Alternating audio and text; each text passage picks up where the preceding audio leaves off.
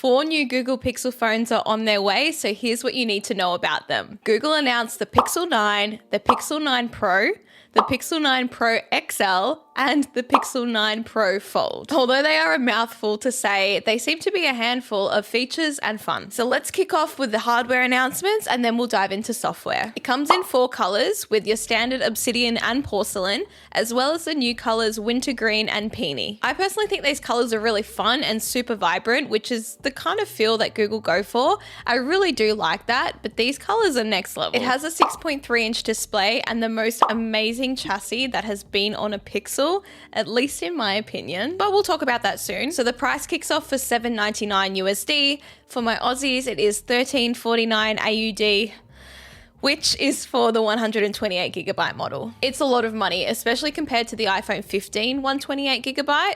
There's about a $60 difference between the two at the time of recording this anyway, but yeah, that's interesting to me. But moving on, we then have an exciting announcement of the Pixel 9 Pro and the Pixel 9 Pro XL. These phones are the exact same phones, but one has a 6.8-inch display and one has a 6.3-inch display, as well as slightly different charging speeds and power. But other than that, if you want a bigger size, you have the option, or if you want a smaller size, you now have the option too. And I really like that. The 9 Pro and the 9 Pro XL both rock 16GB of RAM with the Google Tensor G4 chip. Now, 16GB of RAM in a phone is actually insane. It makes me think that, wow, these phones really might be pushing it when it comes to AI. So I'm super excited to see if that is true. The Pixel 9 has 12GB of RAM, which I think is more than enough, but I guess we'll see. And that also does have the Google Tensor G4 chip too. The Pro models do come in some awesome colors again, with your standard obsidian and porcelain, but this time you do have hazel and a rose quartz. That rose quartz is beautiful. It is so pretty. From the photos and videos that I've seen of people going to the event and creators that I watch, they've really aced the pink tones this year. If you've been holding out for the perfect pink phone, I think this could be the perfect shade. Prices for the Pixel 9 Pro start at $9.99 USD. So for my Aussies, that is $16.97. For the Australian dollar. And then if you want the starting model of the Pixel 9 Pro XL, that is $1,099 USD. So if I go back to my notes, that is $18.47 AUD. And that is for the 128GB models again. So the price only goes up from there. I'm still happy to see the 128GB kicking around for the Pro models, because some people don't think they need any more storage than that. And at least if they do think that they're fine with the 128, they can spend a little bit less money and save a little bit, because these prices are pretty absurd. I guess this is the new wave of phones that we're in. But now the showstopper, the Pixel 9 Pro Fold. It is finally coming to Australia, but at a hefty price. I'm not sure why they called it the Pixel 9 Pro Fold instead of the Pixel Fold 2. Not sure, but it does look like the foldable that I have always wanted. So you've got 2 different colors, your obsidian and your porcelain again, and you've got a 256GB model and a 512, at least in Australia. You're looking at $17.99 USD. So for the Aussies, $2697 AUD. That is for the 256GB model as well, and $2897 for the 512GB model. So let's talk about this for a second, okay? Because that is a lot of money. But when we think about things, this phone, the Samsung Galaxy Z Fold 6, is actually $100 more expensive at the starting base storage model of the phone than it is the Google Pixel 9 Pro Fold.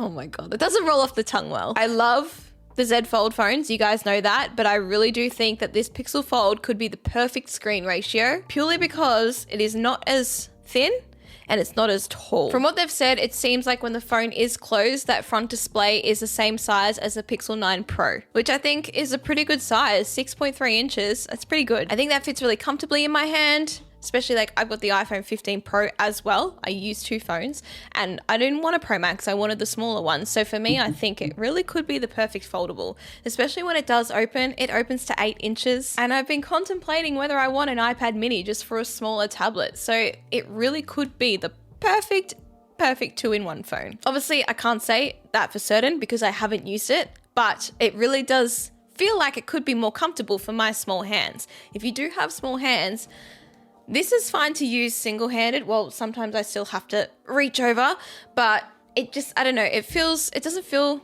right because it is too tall for my hand. So if it was a bit shorter, especially when opened, I think it would be more comfortable for me. Real quick, there are 2 new Pixel watches as well. The Pixel Watch 3 that has a 41mm size and a 45mm size. This is the first time we are seeing 2 different sizes for the watch faces, which is really needed. Some people do want a smaller watch face and some people do want the bigger size.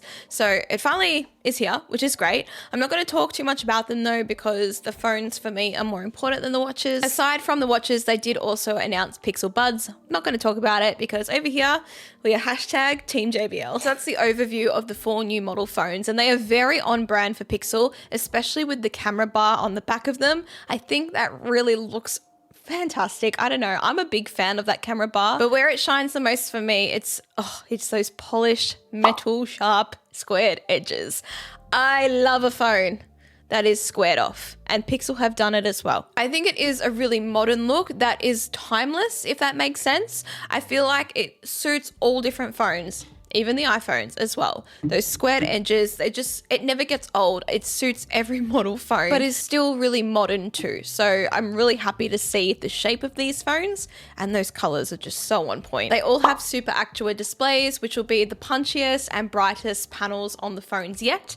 And in a twisted turn of events, the Pixel 9 Pro and Pro XL also have a 42 megapixel front camera. That's huge. They're really aiming for better selfies, better quality images. I think that is a really good move. But what I also find interesting is across all the Pixel 9 phones, they all have 50 megapixel main lenses and 48 megapixel ultra wide lenses. So they're all the same cameras, which is great. However, if you do go the Pro or the Pro XL, you will get the telephoto lens, and that is super important, even though some people don't think it is. If you are someone that does like to zoom in on photos, or if you're at an event, you want to zoom in and then you crack it because the quality is poor, you need a telephoto lens. So it is a reason to upgrade to a Pro model over the standard model. And let's not forget that the Pro models do also give you Pro controls in the camera app, such as manual settings, which, let's be honest, we all use our phones as our main camera. We take all our photos with our phone the most. I know that's probably a majority. There'll be some people that don't, but we all do. So having the ability to take better photos and use better settings and controls to get a better photo, it's a huge win, and it's a reason why having a Pro model is much better than the standard. But aside from the hardware, they did speak a lot about software, mostly focused on Google Gemini. And if you don't know what Gemini is, it is their multimodal AI, which acts as your complete AI assistant. It works across text, voice, image, video, and most importantly, can work across multiple apps, even at once. So introduce Gemini Nano, which is Google's on-device AI for Pixel phones. Let's be real, Google are notably some of the best software developers out there. I use Google's suite of apps literally all the time. All my stuff is in Google Docs at the moment. So I'm a big fan of their software. So you can get Gemini to make notes for you while adding in reminders into your calendar, or go a step further, get it to analyze a YouTube video that you're watching, and this is the example they gave, and get it to write a list of all the foods you might see in a video and create a shopping list. There's so many different ways that Gemini can make a flow-on effect into other apps and make things easier for you. Now that kind of AI, I personally like that. So they've integrated some more AI into their apps, such as the weather app, which will give you generated AI summaries of your weather's location, your location's weather is what I wanted to say. And also Call Assist, which I personally like Call Assist. It's very good for scam calls, but now it can take call notes and have basically a text log of everything you said on that call, or everything that was said to you. It's basically a summary of the call. I know that sounds crazy for privacy reasons, but they did reiterate that it is on device only and only on your device. I can see where this is going to be super helpful for some people. Imagine calling up a doctor, making an appointment, they tell you some prices of things, blah, blah, blah. You get off the call and you forgot to write down all that information. Mum, I'm looking at you. You are the main culprit here. But it could be really handy for that, because you might have forgotten that information straight away, and then you check your call log, your call notes, and it's there for you. Now, one thing I'm personally excited about is Pixel screenshots. Now, this uses Gemini Nano to basically analyze and assess the screenshots that you take. You can organize them into folders, or simply ask Gemini to remind you of a screenshot that you took and make a note or a reminder, you name it. They really made the point to say that people take a lot of screenshots and it all gets flushed away into camera roll and forgotten about.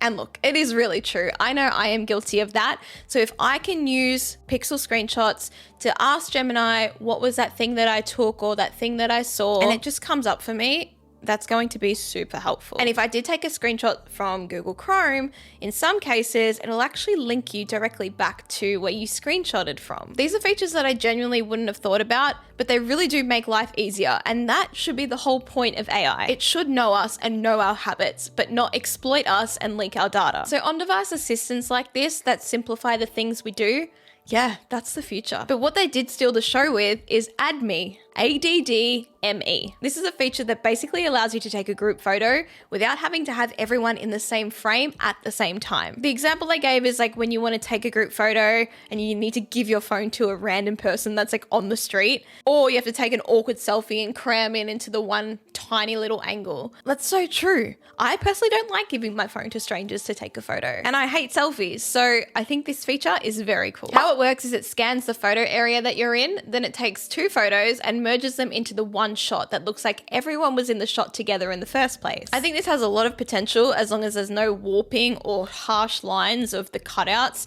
Basically, you don't want it to look obvious that it was a Photoshop, essentially.